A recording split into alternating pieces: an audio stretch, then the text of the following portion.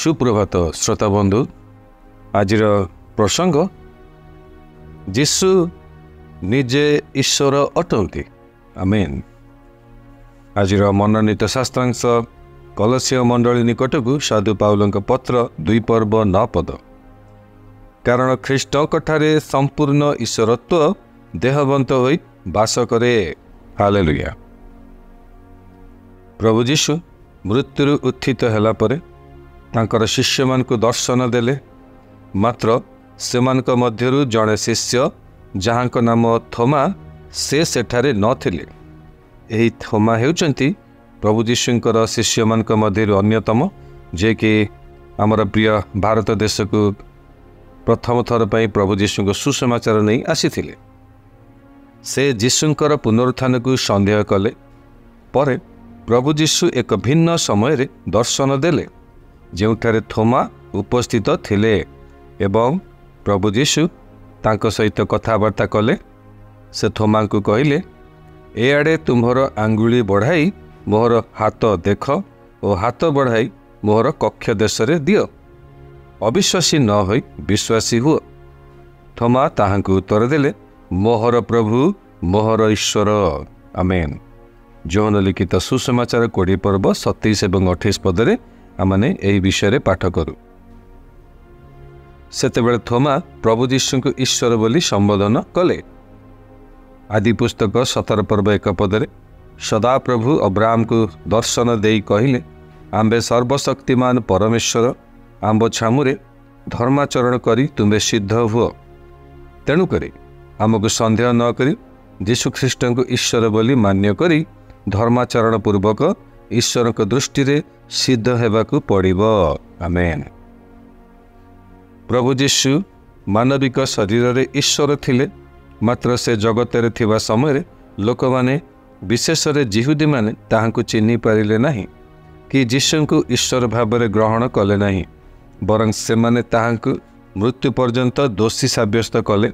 शेषे प्रभु जीशु एक नीरव मेषतुल्य समग्र जगतर परित्राण निमंते निजर जीवन उत्सर्ग कले। आमेन। हालेलुया।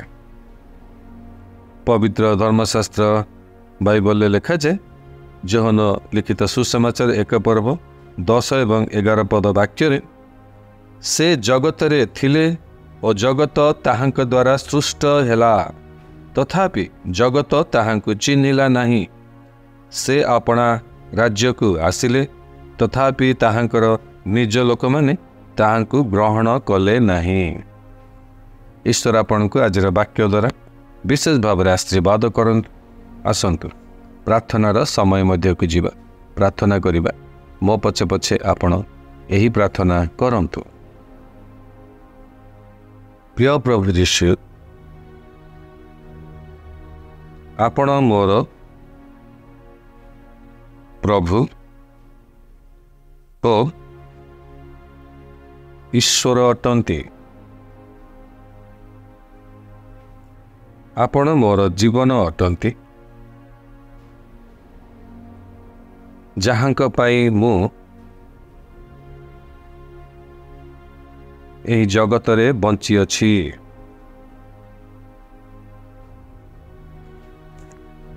आपण मोहर सब किछि अटंती एवं मोहर बंचिबार कारण अटंती।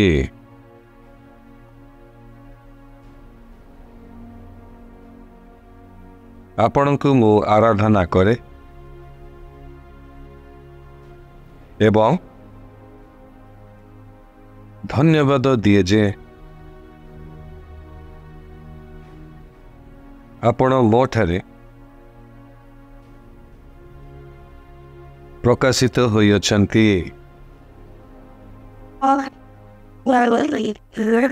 जीशुंक नाम रे आमेन। अतिरिक्त अध्ययन निमंते आपण पाठ करंतु जोहन लिखित सुसमाचार 1 पर्व 1 पदरु 3 पद।